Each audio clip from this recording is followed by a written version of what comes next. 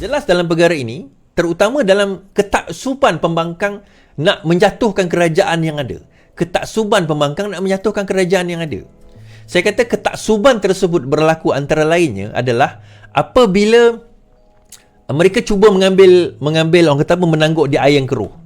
Salah satunya adalah berkenaan dengan pengampunan Najib. Ada yang tanya saya tadi kan, betul ke Najib sudah diampunkan?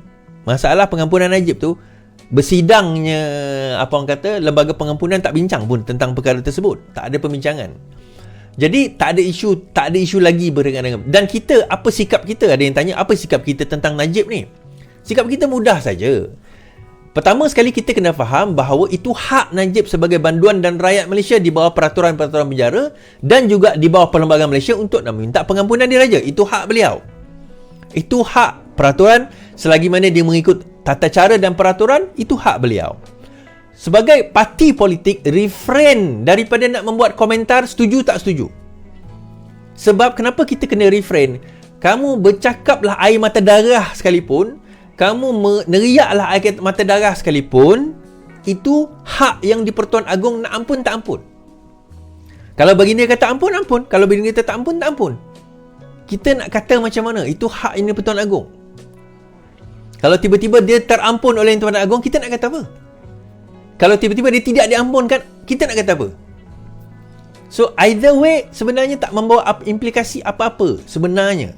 Ya, dia ada implikasi kepada kerajaan, betul. Dia ada implikasi kepada usaha untuk kita nak memberantas rasuah, betul. Tetapi di end of the day, hak kuasa untuk nak menentukan bukan kepada referendum. Referendum ni suara rakyat, bukan. Dia yang Pertuan Agong. Kalau Pertuan Agong kata ampun-ampun lah, kita nak kata macam mana? Tugas lembaga pengampunan adalah recommend. Okey, berdasarkan kepada fakta ini. Berdasarkan kepada benda ni, ini peraturan ini. So, okey. Ni serahkan kepada Yang Tuan Agong. Yang Pertuan Agong tengok, Yang Pertuan Agong kata, okey atau tak okey. Itu adalah budi bicara yang di Pertuan Agong. Tidak terikat dengan apa-apa rekomendasi daripada lembaga pengampunan. Itu yang kita kena jelas. Kalau kita tak jelas benda ni tuan-tuan, itu yang kita akan jadi emosi tentang perkara ini. Bagi saya objektif. Oh, jadi bermakna kau sokong Najib lah Is. Itu saya kata, aku cakap lain, kau faham lain. Saya bertanggungjawab dengan apa yang saya cakap, tetapi saya tidak bertanggungjawab dengan macam mana tuan-tuan dan puan-puan faham apa yang saya cakap. Ini saya nak bagi tahu. Saya bertanggungjawab dengan apa yang saya cakap, tapi how you understand what I say is totally different. Dua benda yang berbeza. Saya tak kata saya setuju tak setuju. Saya kata itu hak yang di Pertuan Agong. Dan kita kena faham, kalau diampunkan sekalipun, dia ada lagi kes-kes lain yang sedang berjalan sekarang ini. Kalau dia betul bersalah, dia boleh merayu lagi terpulang pada beliau lah. Kan? Tapi dia ada kes lain, dia ada beberapa kes lagi, YNDB, dia ada few cases yang still going on sekarang ini. So, sebab itu saya kata obsesi yang nak jatuhkan kerajaan ini, dia akan gunakan kes Najib ni untuk nak pecah belahkan. Sebab itu bila Amanah buat kenyataan, Khalid Samad buat kenyataan, Puan Zahra Sakarshi reply, PAS ambil kesempatan. Dia orang gaduh sesama sendiri. Lepas tu, akhirnya Amanah Salahuddin Ayub kata, Amanah minta maaf terhadap UMNO, cukup. Tujuan Salahuddin Ayub ni bukan nak kata kompromi, tapi maksudnya cukup. Betul lah tindakan tu, bagi saya setuju lah. Cukup lah, dah lah kita ceasefire kat sini. Tak ada faedahnya nak kata aku menang, kau menang, aku menang, kau menang. Tak ada faedah. Sebab benda tu tak membawa apa-apa. Benda tu membawa apa? Benda itu membawa apa sebenarnya? Membawa kemajuan apa? Membawa pembangunan apa?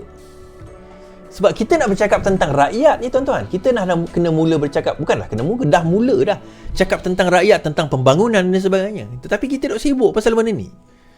Kita duk sibuk benda yang tengah automate. Kita tengok mesin tu tengah berjalan secara automatik. Kita duk sibuk berdebat tentang mesin yang berjalan secara automatik. Tak payahlah. Proses pengampunan diraja ni pengampunan secara automatik. Maksudnya automatik ni bukan melalui ahli parlimen, bukan melalui Perdana Menteri. Ya, dia sebagai pengerusi panel lembaga pengampunan yang di-Pertuan Agong akan menentukan. So biarlah, habislah kat situ. Ampun tak ampun itu baginda yang akan tentukan, bukan kita. Bukan kita yang akan tentukan. Baik. So daripada situlah saya nak membawa pasal isu pembangunan ni. Sebelum saya pergi kepada kes apa orang kata, geng-geng, saya tanya DG tadi, betul ke ada promosi DG kan dekat Sogo kan? Kan? Sebelum tu saya nak bawa cerita Sarawak sikit tuan-tuan. Kisah kasino Sarawak. Okey, dia macam ni background dia kan. Sarawak nak buat satu kasino. Okey. Sarawak nak buat kasino dalam dan nak dapat lesen kasino ni kena minta kelulusan daripada parlimen.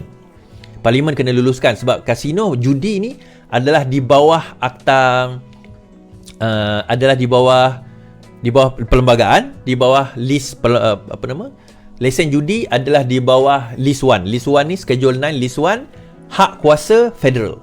Federal yang menentukan judi. Kerajaan negeri PBT bagi lesen premis judi. Itu kerajaan negeri. Tapi bagi lesen judi itu federal. Jadi sekarang ini Sarawak nak request lah nak buat kasino dekat Puncak Borneo tu. So PAS tak setuju. Okay, PAS tak setuju. Dalam parlimen tu lah ada perdebatan. Karim Hamzah, Menteri Pelancongan Sarawak kata, oh ini PAS jangan campur. Ini bukan masalah halal haram. Yang bukan Islam tak ada haram, tak ada halal tentang benda ni. Boleh je. Saya komen hari tu, saya kata, apa keperluan kita nak buat kasino kat Sarawak?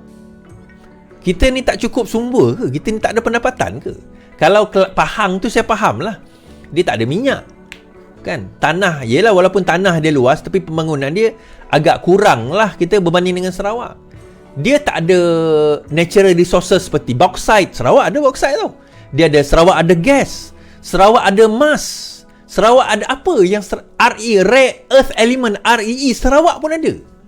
In fact, baru-baru ni Abang Joe announce satu lagi sumber baru carbon credit Sarawak daripada Janggut Duyung.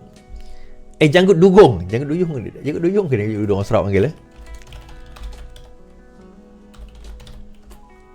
Janggut Duyung, betul. Janggut Duyung. Resepi Janggut Duyung. Tonton Google sendiri Janggut Duyung tu kan. Janggut Duyung ni favorite food saya juga kat Sarawak ni. So daripada situ somehow dia berkenaan dengan carbon credit. Boleh digunakan untuk meresap, untuk menyerap carbon kan. Ni kalau siapa nak tengok boleh Google ni. Ni Janggut Duyung ni. Saya suka makan benda ni juga. Ada jual. So resources itu ada sebenarnya. Jadi kalau resources itu ada, apa keperluan kita nak pergi lagi kepada kasino? Pelancongan apa yang kita nak pergi lagi ni? Tak faham. Apa lagi pelancongan apa yang kita nak pergi sampai kita perlu kepada kasino? Ini yang Dato' YB Tiong cakap itulah, Menteri Pelancongan tu kan. Kenapa Sarawak tak boleh buka kasino? Tanya Tiong. Menteri Pelancongan Seni Budaya Tiong King Sieng membidas kenyataan pengkritik yang menggunakan alasan agama bagi menyatakan bantahan mereka terhadap cadangan pembukaan kasino di Sarawak. Dia turut menggesa pihak terbabit supaya mencontohi pendekatan diambil negara Timur Tengah yang kebanyakan beragama Islam berbanding Malaysia yang punya penduduk berbilang kaum. Jika diperhatikan, kebanyakan rakyat Timur Tengah adalah penganut agama Islam. Sebaliknya, Malaysia sebuah negara berbilang agama dan kaum. Namun, pemikiran tingkah laku setengah ahli politik lebih konservatif dan takut berbanding di beberapa negara Timur Tengah. Banyak negara Timur Tengah beransur-ansur bergerak ke arah kesederhanaan. Sebagai contoh, Amerika Arab Bersatu menganjurkan Miss World 2023 ini dan terdapat kasino mewah di Timur Tengah. Justru adakah Malaysia, khususnya Sarawak, tidak berhak untuk dibangun dan dimajukan? Kata beliau. Cerita UAE tuan-tuan. Bagi saya tak setuju pembinaan kasino. Bukan sebab agama. Okay, agama satu hal, tapi bukan sebab agama. Persoalan saya kenapa? Kenapa kita nak wujudkan kasino di Sarawak? Saya boleh guess, saya boleh meneka je lah. Yang pertama, sebab terlalu banyaknya slot-slot haram dekat Sarawak sampai kerajaan tak boleh cukai. Itu saya boleh teka. Jadi kerajaan tak boleh cukai, jadi dia nak buat slot. Tapi itu satu alasan. Ada satu alasan lain tapi saya tak nak sebut kat sini lah. Dengan resources yang kita ada, kita masih bercakap tentang pembangunan di Sarawak seolah-olah Sarawak tak membangun. Dan saya kata, kenapa Sarawak tak boleh membangun sebagaimana yang sepatutnya dia membangun? Paling utama sebab kerana pentadbiran, sebab utama korupsi, sebab utama perancangan yang tak betul. Duit macam mana kita longgokkan sekalipun tuan-tuan, tapi kalau perancangan kita tak betul ke arah pembangunan, keutamaan saya panggil sebagai priority setting. Saya ingat dulu masa Abang Joe, Ketua Menteri Sarawak, bentangkan pasal nak bina LRT. Terima kasih MK. Nak bina LRT. Dia kata kita kena bina LRT di Sarawak untuk ease, untuk memudahkan, untuk meredakan jam daripada Kota Semarahan ke Kuching dan juga jam di Kuching. Saya kata jam di Kuching dan jam di Kota Semarahan ni sebenarnya memang teruk. Saya teruk, tapi tak lagi teruk lagi kat KL lah kan. Teruk lagi kat KL sana. Tapi saya nak bagi tahu ada kaedah lain. Dengan 10, masa tu dia nak bina LRT dengan kos 10 bilion. Dan 10 bilion ni Sarawak kata mereka yang akan tanggung. Saya tulis satu artikel, panjang saya tulis artikel tu. Saya buat kiraan. Saya kata macam mana kita kena belajar daripada Rapid KL, LRT Putra 2 bilion kos, company bankrupt tuan. Tak boleh nak tanggung. Sedangkan Lembah Kelang ada 6 juta penduduk. Greater Kuching ni sampai Kota Semarahan dan sebagainya, tak sampai 500,000 pun penduduk dia. Jadi macam mana nak dapat pulangan 10 bilion tu? So saya buat calculation. Saya kata memang benda ni sepatutnya ada priority setting. Instead of investing 10 billion ke atas LRT tu, lebih baik dia lebarkan jalan, contoh kat Kota Semarahan, mana roundabout besar-besar tu buat flyover, buat underpass, buat traffic light. Itu adalah lebih baik dan lebih jimat dan lebih mudah. Dan kalau buat LRT pun orang lebih suka pakai kereta daripada LRT. Saya tanya tuan-tuan dan puan-puan, majoriti tuan-tuan dan puan duduk Lembah Kelang pun tak guna LRT.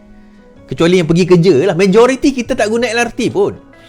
Ini kan pula dekat Bandar Kuching, nanti kita takut. Bukan saya nak menentang, nak bina LRT tu. Tapi ada orang kata, Iswadi kau tak nak kemajuan. Bukan itu.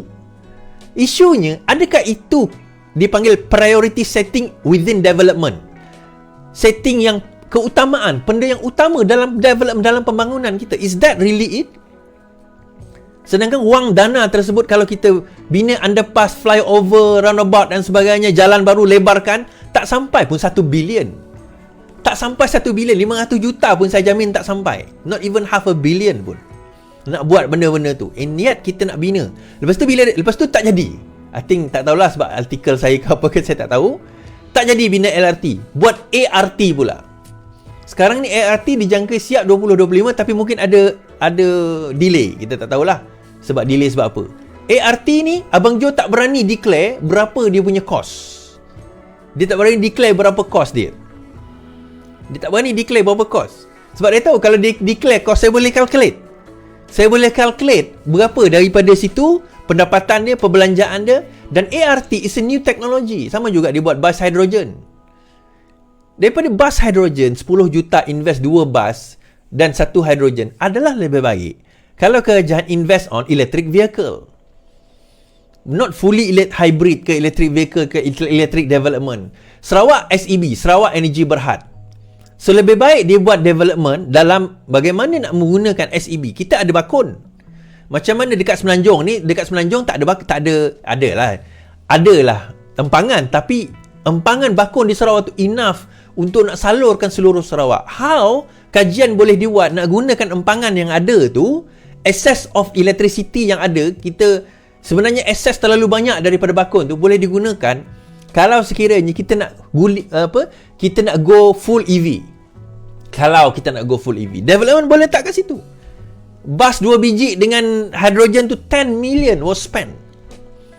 Dan saya sendiri tak pernah naik bus tu, tuan-tuan. Jarang saya nampak bus tu. Dia bus free lah, bus hydrogen free, tapi jarang saya nampak.